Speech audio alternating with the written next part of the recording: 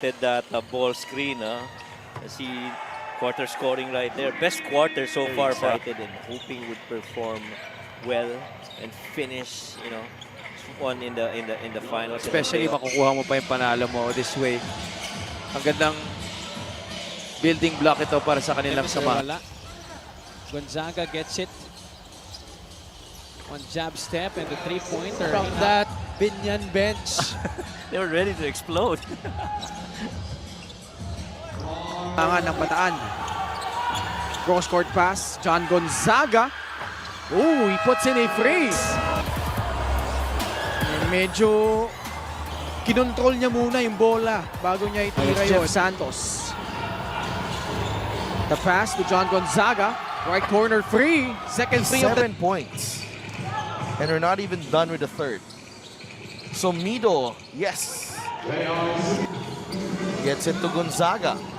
Nice shot fake from Goex. And he knocks down the three. Ito yung flyby. Ganda na fake. Goex Gonzaga. Gusto ko lang. I was hoping when he caught it, marinig niya yung sinabi ko na andyan pa, kaya pa niya. Goex will launch it and knock it down.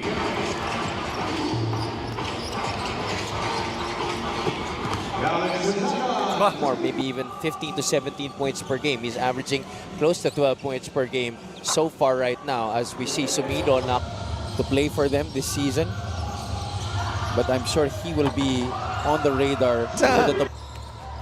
sa panel.